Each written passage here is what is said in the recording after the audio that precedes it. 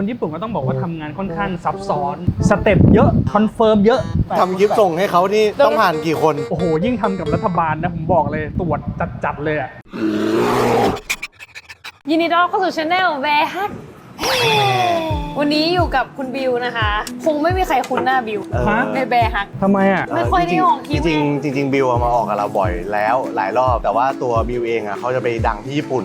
นี่เขาเป็นดาราญี่ปุ่นใช่ไหม ดาราแบบไหน แสดงกี่เรื่องมั้ง ไม่ใช่แล้วไม่ใช่อยู่ญี่ปุ่น ที่สำคัญอยู่มา10 ปีแล้ว ใช่ เราก็เลยคิดว่าเฮ้ยการเดินทางของบิวอะน่าจะเป็นประโยชน์กับคนหลายคน ใช่ผมขอย้อนรอยนิดนึงบิวเคยมาออกคลิปกับเรา1คลิปที่ไปเมดคาเฟ่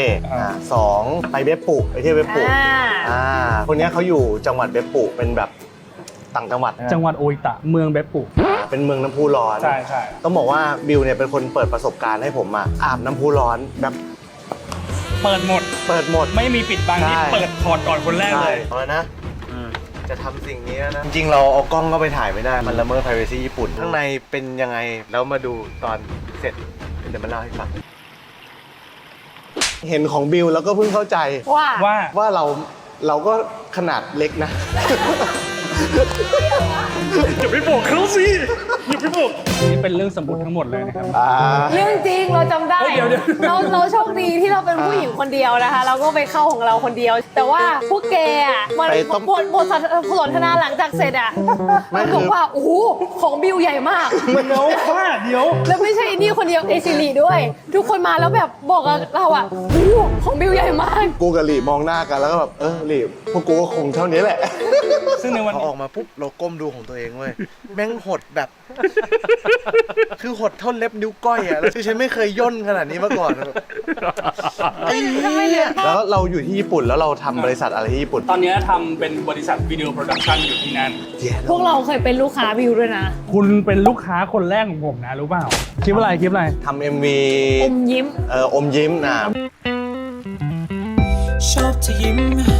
อมยิ้มทุกครั้งที่ได้แอบ บิวคนไทยมีอมยิ้มให้ สวยมาก ใช่แต่คือคิดราคาคนไทยนะคือถ้าญี่ปุ่นนี่ราคาน่าจะแบบสักคูณ5ไหม อุ๊ยเอาเรื่องที่น่าจะ10 คุณจิ๊บ อาจจะ10 เฮ้ยพี่อยากรู้เราทำบริษัทวิดีโอโปรดักชันมากี่ปีแล้วหลังจากเรียนจบ ผมตั้งแต่เรียนจบก็เปิดมาตอนนี้เข้าปีที่5แล้ว คือเรียนที่ญี่ปุ่น ใช่ เล่าก่อนเหมือนปอตรีแกไปเรียนที่ญี่ปุ่น ใช่ แล้วพอเรียนจบปุ๊บทำอะไรต่อ เรียนจบปุ๊บเนี่ยตัดสินใจเปิดบริษัทเลย หลังจาก graduate พอเปิดปุ๊บพวกคุณก็มาเลย ไม่เป็นวีซ่านักเรียนมะ เป็นวีซ่านักเรียนแล้วก็เปลี่ยนเป็นวีซ่า business manager ซึ่งเขาให้แค่ปีเดียวนะ ต้องต่อปีต่อปี ก็คือต้องทุกปีก็ต้องบินกลับมาไทยมาต่อแล้วก็ไป ต่อที่ญี่ปุ่นได้ เอ้าก็เหมือนอยู่ประจำไหมเหมือนต่อพรบภาษีรถยนต์ไหมอย่างงี้ไหม ว่า เกี่ จะ ยวไหม ต้องต่อทุกปีใช่ไหม วีซ่ามันต้องต่อทุกปีเหมือนกับต่อปีหนึ่งอ่ะ3 ครั้งแล้วเขาจะเปลี่ยนให้เป็น3 ปีแล้วพอ3 ปีเราอยู่ครบ3 ปีปุ๊บเขาจะเปลี่ยนให้เป็น5 ปี ค่อยๆเพิ่ม ค่อยๆเพิ่ม 1 ปี 3 ปี 5 ปี ใช่ เหมือนไป แล้ว ขับขี่ตอนแรก พอ5 ปีเสร็จปุ๊บเนี่ยเราอยู่ญี่ปุ่นครบ10 ปี ทำงานครบ5 ปีหรือว่า4 ปีผมจำไม่ได้เขาก็จะให้เรา apply ไปเป็น permanent resident ได้เหมือนได้ green card พ อะ ลเมือง ใช่ ตอนนี้ได้เพิ่มมาในยัง เอาจริงๆยังไม่ครบ10นะตอนนี้9 ปีครึ่งแต่ว่าถ้าครบ10ปุ๊บขอได้เลย อีกครึ่งปี ครึ่งปี แปลว่าถ้าเกิดมีลูกแล้วลูกเกิดมาก็เป็นสัญชาติคนญี่ปุ่นเลย ถ้าเกิดที่ญี่ปุ่นก็สัญชาติญี่ปุ่นได้ใช่ แกจบโรงเรียนเดียวกับพิมถาใช่ไหม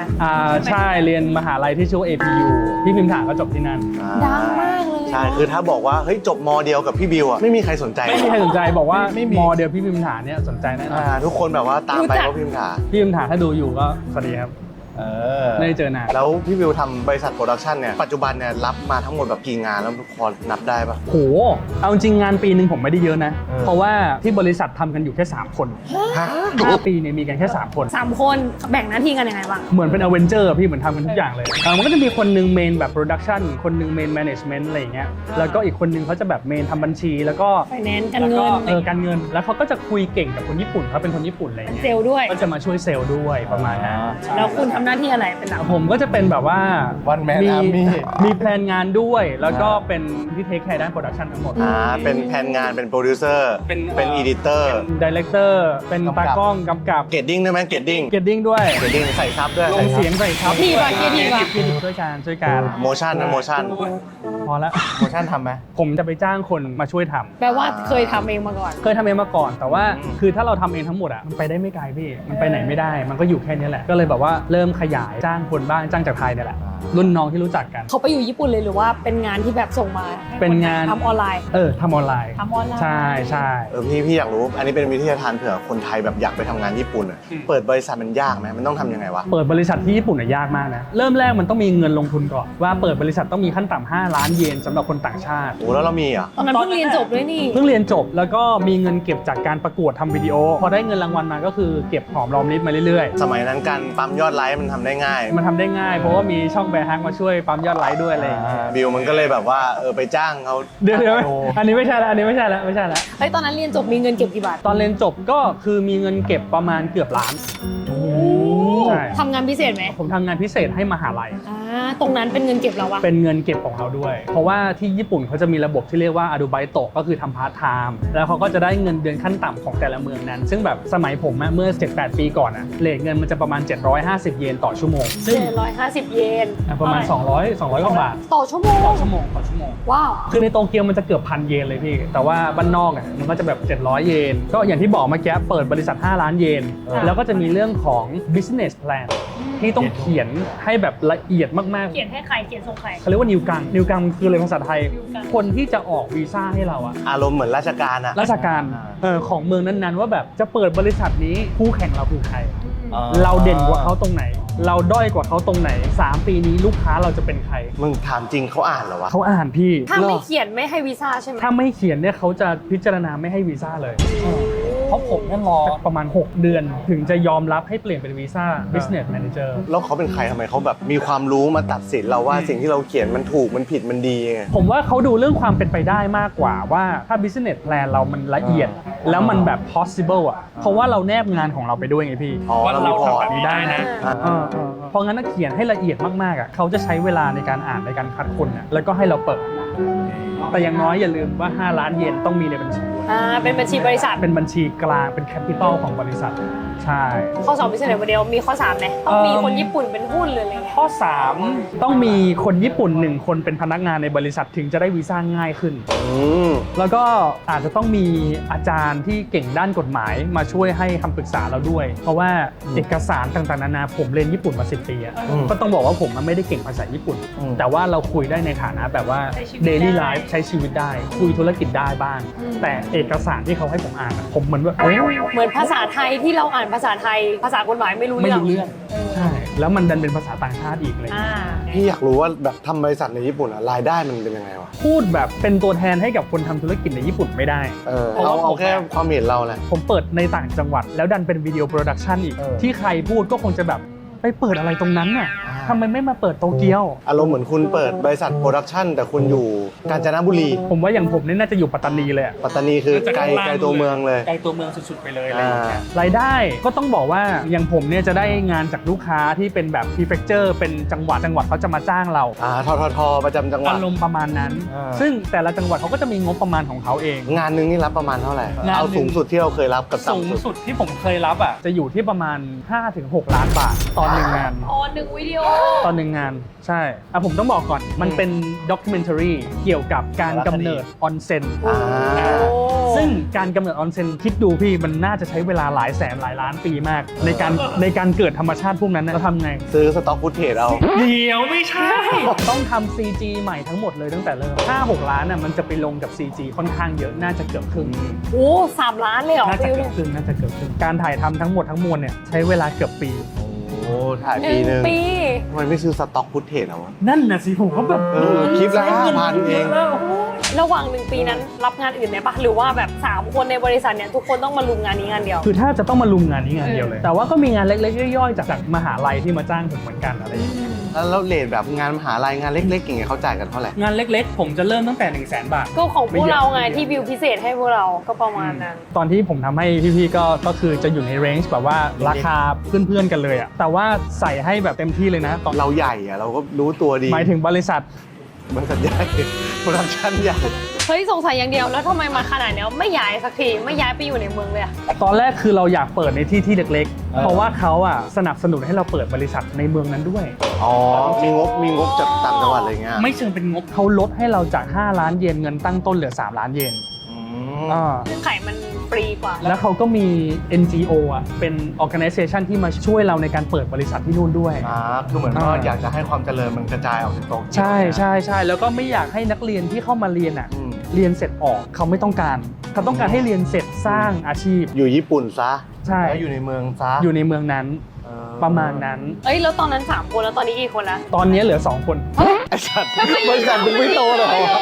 ไอ้ที่ทำมา5 ปีมึงไม่โตแล้ว คนอื่นเขาทำมีคนยิ่งเยอะไอ้ที่ทำอะไรมันเหลือ เพราะว่าเราอ่ะอยู่ในบ้านนอกวิดีโอโปรดักชันอ่ะมันเป็นงานที่ต้องใช้สกิลเยอะมาก แต่คนเหล่านั้นอ่ะพอเขาเรียนจบปุ๊บเขาจะย้ายไปอยู่เมืองใหญ่กัน เพราะงั้นโอกาสในการสเกลมันยากมาก แล้วบอกว่าเราไม่ดึงคนที่เก่งๆเหล่านั้นนะมาอยู่ในบริษัทเรา เพื่อที่เราจะได้ขยายบริษัทใช่ไหม ใช่ สรุปคือเรามีอะไรให้เขาอ่ะอยากย้ายมาจากเมืองใหญ่ในโตเกียวที่เป็นศูนย์รวมของวิดีโอโปรดักชัน มาอยู่กับเรา เพื่อมาอยู่บ้านนอก เหมือนเอาคนกรุงเทพไปอยู่ปัตตานี อารมณ์นั้นงานส่วนใหญ่ที่เข้ามาเขาเข้ามาเพราะว่าเราอ่ะเบสอยู่บ้านนอก ราคามันก็เลยจะเป็นราคาบ้านนอกพอมันเป็นราคาบ้านนอกปุ๊บเนี่ยมันน้อยถึงขนาดที่ว่าเราจ้างคนใหม่มันค่อนข้างริสกี้ที่ผมทำอยู่ปัจจุบันเนี้ยก็คือจะเอาซอร์สทั้งหมดเลยเรามีงานเราขายงานได้เราก็จะเอาซอร์สคนจากโตเกียวบ้างเอาซอร์สจากโอซาก้าบ้างมาช่วยร่วมงานกัน พี่อยากรู้ทำงานก็เงินเดือนสูง หาเงินก็ได้เงินเยอะ แล้วทำไมเขาบอกว่าอยู่ญี่ปุ่นอ่ะมันรวยยาก แล้วมันก็จนยากแล้วทำไมคนญี่ปุ่นมันเครียดอะไรกันนักหนาวะ บอกก่อนเลยมีคนไทยหลายคนอยากไปทำงานที่ญี่ปุ่นหลายคนบอกว่าเห็นโปรโมทมาจากที่นั่นที่นี่ว่ารับทำงานที่ญี่ปุ่นรายได้ดีเงินเดือนดี คุณยังไม่ได้รู้แฟกเตอร์ของการจ่ายภาษีที่นู่นแล้วก็เรื่องของงานที่คุณจะมาทำบางทีต้องดูดีๆว่ามันเป็นงานที่นำคนเข้าถูกกฎหมายหรือเปล่า อย่างที่2คือเขาโปรโมทคุณด้วยว่าเงินเดือนละ 50,000 60,000 บาท ซึ่งสำหรับคนไทยมันเยอะมากใช่ไหมแต่พอไปอยู่ที่ญี่ปุ่นอ่ะ 50,000 60,000 มันคือเงินเดือนเด็กจบใหม่นะบางที่โอ้โหลมมาเลยแล้วบางที่อ่ะอาจจะเริ่มต้นที่ 180,000 เยนด้วยซ้ำไม่ถึง 200,000 ก็เยอะกว่าไทย แต่ว่า ค่าของชีพ ค่าครองชีพแพงมาก เพราะว่าคุณคิดดูคุณได้เงิน 200,000 เยนต่อเดือน คุณโดนหักค่าประกันโดนหักค่านู่นค่านั่นค่านี่คุณจะได้รับจริงๆประมาณ107,800,000มันโดนหักไป 20,000 กว่าเยน โดนเป็นบาทเท่าไหร่นะ1,800,000 108,000ตีไปประมาณ 40,000 กว่าบาท ก็เยอะอยู่ดิ 108,000แต่ว่าค่าหอเนี่ยห้องเล็กๆ 4-5 หมื่นถ้าอยู่คนเดียวเยน เยนสมมติเงินหายไปละ 50,000 เยนค่าหอใช่ไหมถ้ากินอยู่เนี่ยตีไปอาทิตย์ละ10,000 เยน อาทิตย์ละหมื่นกินดีกว่ากินกี่มื้อ อาทิตย์ละ10,000 เยนเนี่ยผมว่ากินแบบพอดีโอเคตีค่าเดินทางไปอีกเดือนหนึ่งก็อาจจะประมาณ10,000 เยนหายไปละ100,000เหลือเก็บอีกประมาณ 75,000 เนี่ยในปีหนึ่งคุณต้องจ่ายภาษีเมืองคุณอาจจะต้องจ่ายถึง 80,000 เยน เขาเสียตามรายได้เหมือนประเทศเราปะ ตามรายได้ ตามรายได้ ใช่คุณเหลือ 70,000 ปุ๊บคุณต้องหักเฉลี่ยภาษีด้วย ถ้าคุณทำประกันคุณก็จะมีประกันเสริมอีกแบบประกันของเอกชนอะไรอย่างเงี้ย เหมือนที่เราซื้อประกัน ใช่ สุขภาพ ใช่ ประกันชีวิตกัน แล้วแบบถ้ามีมอเตอร์ไซค์มีรถคุณก็ต้องจ่ายภาษีรถอีกก็คือต้องถัวเฉลี่ยหารกัน 12 เดือนอะเฉลี่ยหารกันคือเอาจริงๆคุณมี 75,000แทบไม่เหลือ 75,000เอาจริงๆคุณอาจจะมีเงินเก็บเหลือประมาณ 50,000 ประมาณ 10,000 บาท จะบอกว่าไงเดียมันก็คือเป็นคุณภาพชีวิตที่ไม่ได้ดีไม่ได้แย่ถูกไหม อยู่ได้ทรง อยู่ได้ไม่ดีไม่แย่ ใช่ ดูเมะได้มีตังค์จ่ายเน็ตฟิก ดูเมะ แต่ก็จนยากก็ไม่ ๆ แต่ก็จนยาก จนยากพอเลยค่ะแรงงาน คือต้องบอกอย่างนี้คือในคลิปช่องผมอะผมเคยบ่นเรื่องโรงพยาบาลที่ญี่ปุ่นไป มันเป็นยังไง ว่าเสาร์อาทิตย์มันปิดแล้วเราไม่สามารถ walk in ได้เหมือนโรงพยาบาลที่ไทย คือถ้ามึงจะ โรงพยาบาล โดนรถชนมึงไม่ควรจะโดนชนวันเสาร์อาทิตย์ ถ้าโดนรถชนอ่ะถ้าคุณยังเดินไปได้อ่ะ ก็เดินไปเถอะ เขาจะปิด ปิดด้วย ต้องโทรเขาจะมี ambulance อยู่ ambulance ก็คือเขาจะเปิดแหละแต่เปิดแบบในอ่ะประตูข้างนอกเขาจะปิดม คือมึงต้องหนักจริง ต้องหนักจริงแล้วก็แบบโทรอะไรอย่างเงี้ย แล้วต้องพิสูจน์ความหนักหน่อยไหมว่า แต่ว่าที่พูดถึงโรงพยาบาลเพราะว่าประกันสุขภาพของรัฐเขาก็คือดีมาก แล้วก็เรื่องของการใช้ชีวิตเรื่องของการเดินทางอันนั้นค่อนข้างถูกเทียบกับที่ไทยอะไรอย่างเงี้ยกับเวทเงินเดือนมันค่อนข้างถูก ค่าโดยสารรถไฟฟ้าถูกกว่า ใช่ใช่แล้วก็เงินของคนที่รวยมากเงินเดือนสมมุติผมได้เงินเดือนเดือนละล้านเยนผมจะโดนหักไปเลย 30%คือจะโดนหักภาษีค่อนข้างหนักยิ่งเงินเดือนคุณเยอะเท่าไหร่ภาษีจะเริ่มหักไปมากขึ้นเท่านั้น หักต่อเดือนเลย ต่อเดือนเป็นขั้นบันไดแต่จะมากกว่าที่ไทยทำธุรกิจถ้าคุณได้กำไรคุณโดนหัก 30-40% จากกำไรของปีนั้น ส่วนคนที่จนเงินเดือนไม่ถึงเกณฑ์เขาจะไม่หักภาษีอะไรเลย ก็เหมือนก้าวหน้าก็เหมือนที่นี่นะ แต่ว่าคือเงินที่เขามีอ่ะรัฐบาลจะสามารถช่วยจ่ายเพื่อกูลได้ด้วยเขาจะมีเงินจากรัฐบาลให้ในฐานะคนจน ซึ่งเงินที่ได้จากรัฐบาลทุกเดือนเขาสามารถอยู่ได้ ถ้าจนก็คือมีเงินสนับสนุนต้องพิสูจน์ความจนไหมแบบแก่ปุ๊บต้องพิสูจน์ว่าฉันจนจริงๆฉันถึงจะได้เบี้ยผู้สูงอายุอะไร แบบ600อะไรเงี้ย ต้องผมเข้าใจแล้วคือญี่ปุ่นมันก็ไม่ได้แย่เว้ยมัน ไม่แย่ มันไม่ได้มันจนยากแล้วมันก็รวยยากมันมนุษย์มันเท่าเทียม มันถัวเฉลี่ยกัน มนุษย์มันมีความศักดิ์ศรีความเป็นมนุษย์ที่เท่าเทียมกัน เหมือนคนรวยอ่ะเจียดเงินตัวเองอ่ะเพื่อไปช่วยเหลือคนจน แล้วก็เงินที่แม่งหักภาษีก็แม่งมันเป็นสวัสดิการ มาเป็นสวัสดิการให้ทุกอย่างถูกลงเพราะฉะนั้นใช้ชีวิตที่ญี่ปุ่นอ่ะคุณจะมีชีวิตที่ดีมาก คุณป่วยคุณก็ได้เข้าโรงพยาบาลที่ดี ใช่ หมอก็เก่ง ยกเว้นเสาร์อาทิตย์ ยกเว้นเสาร์อาทิตย์ก็คือเขาเป็นไม่เรียกแอมบูเลนซ์เอาแอมบูเลนซ์ฟรีด้วยไม่เสียค่าแอมบูเลนซ์ วิที่นี่จำได้ว่าเคยเรียกครั้งหนึ่ง1,500 บาท นั่นแหละมันไม่เหมือนกัน แต่ว่าบางคนก็บอกว่าอยู่ญี่ปุ่นไปเที่ยวได้แต่อย่าทำงาน ถ้าเทียบกันอ่ะอย่างในเมืองเช่นโตเกียวอะไรแบบเนี้ย culture การทำงานที่แบบว่ามันจะมีรุ่นพี่รุ่นน้องต้องเคารพกันนอบน้อมกันคนทำงานเงินเดือนบางที่ก็ไม่ได้ขึ้นตามความสามารถขึ้นตามอายุของคุณอะไรแบบเนี้ยเพราะงั้น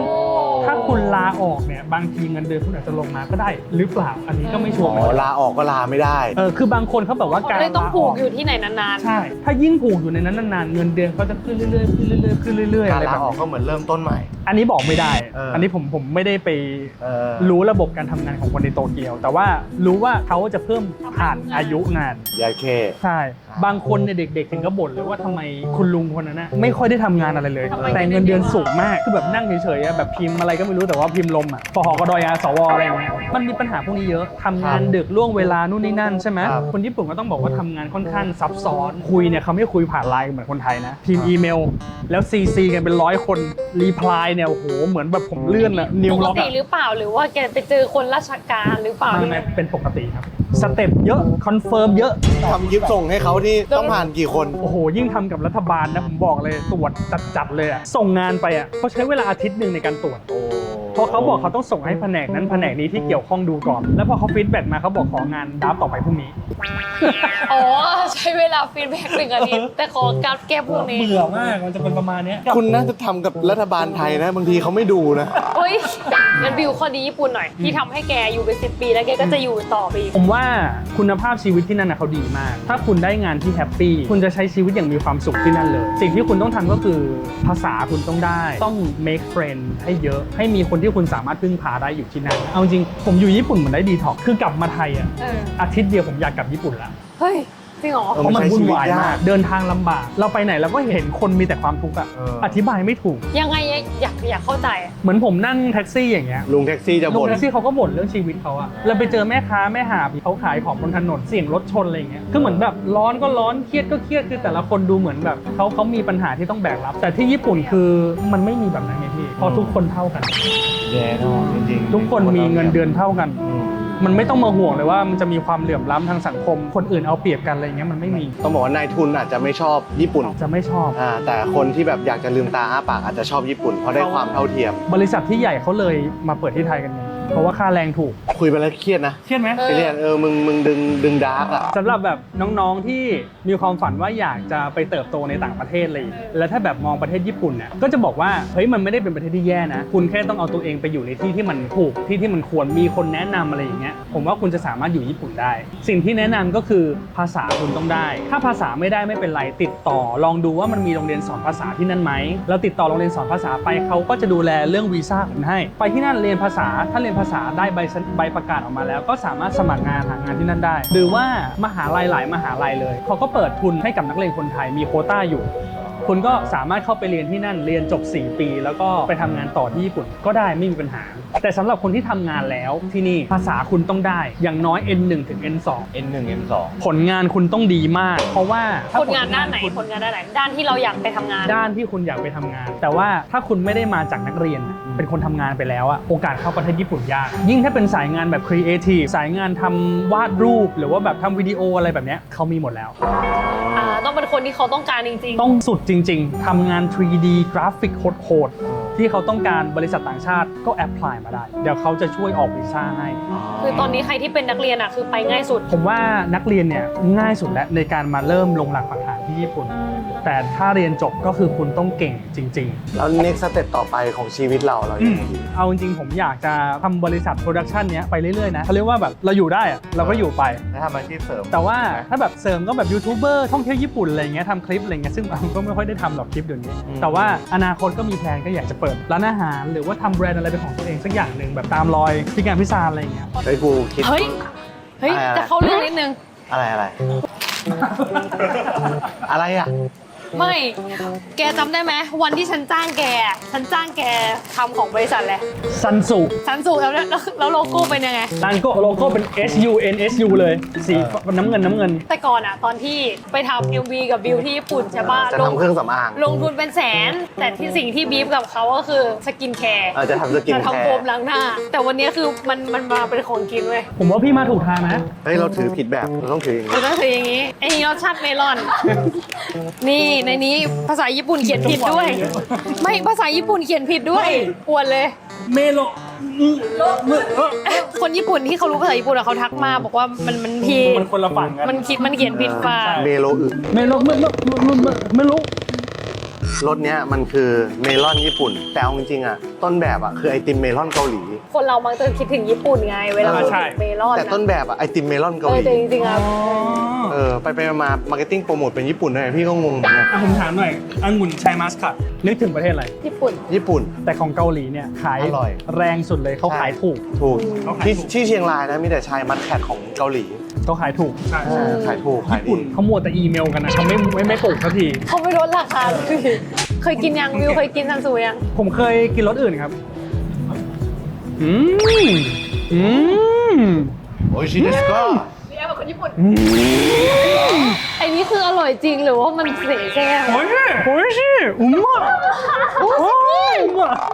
แต่กลิ่นเมลอน ดีป่ะ ตีจมูกขึ้นมาเลย ถ้ายิ่งแช่เย็นยิ่งอร่อย กลิ่นเลมอนตีจมูกขึ้นมาเลย พี่สงสัยเวลาคนญี่ปุ่นเขาบอกว่านี่มันจริงไหม ไม่จริง อ่ะแล้วเมื่อกี้ที่แกทำแล้วที่เมื่อกี้ที่แกทำมันจริงไหม จริง เมื่อกี้ของจริง